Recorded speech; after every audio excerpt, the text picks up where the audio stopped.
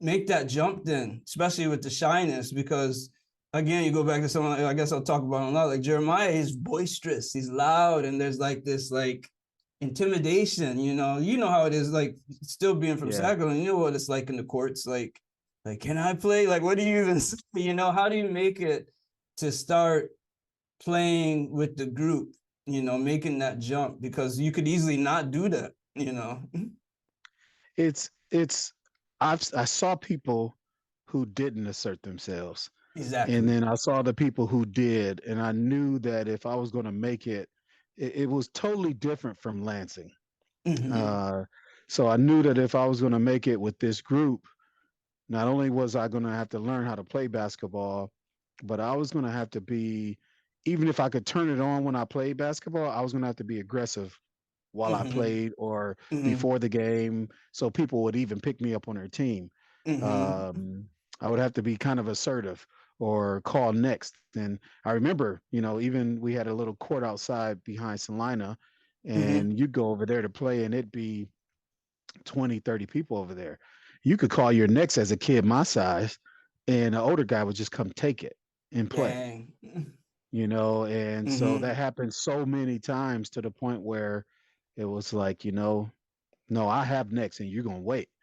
And then you do that, you stand up for yourself, and then they kind of respect you like, okay, little man, you go ahead. Okay. All right. Well, okay. So that's what I wanted to know is like, where were you guys even hooping at? So there was a court behind your elementary school.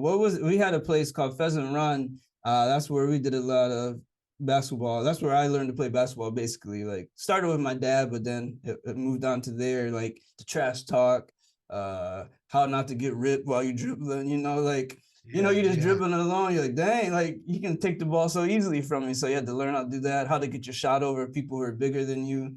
What was it like playing over there behind the school? Uh, who was out it there? was it was kind of tough. It was Mhm. the older guys were guys like T Robe. Okay, I he was don't know out if you there. know who Puncho, Alton Mm-mm. Sanders. Okay, yep, Alton yep. Sanders played at BV.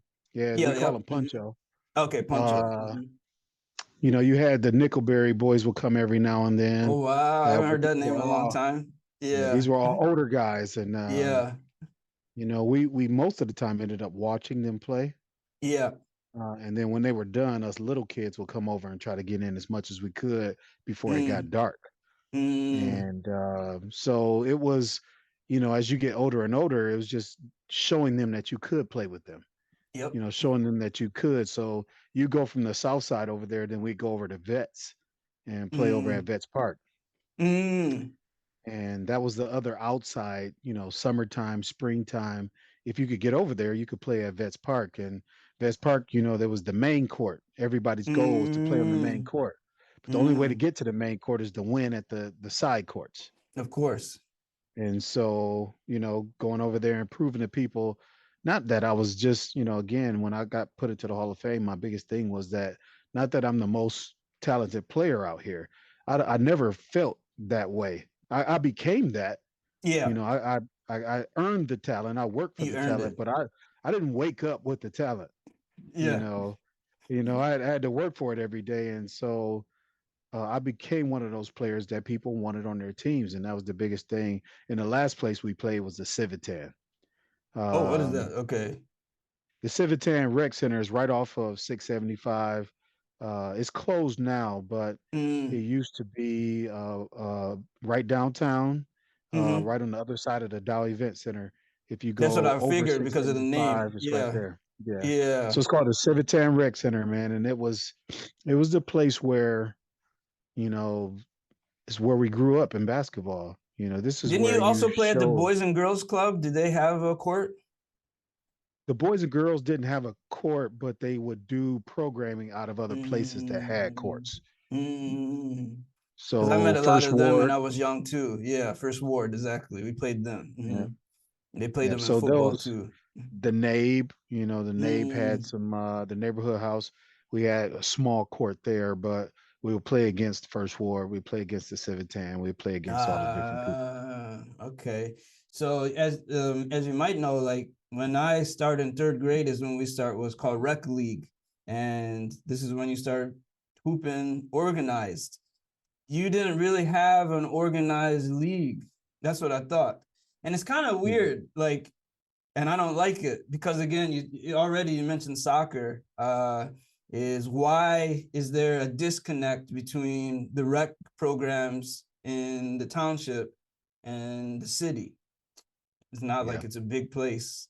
Why are It's they not inviting people from Saginaw High? Because guys from Arthur Hill played on my team. Why aren't they inviting yeah. people from Saginaw High to play soccer? My whole team was basically Arthur Hill. So, It was a separation mm-hmm. when we were younger.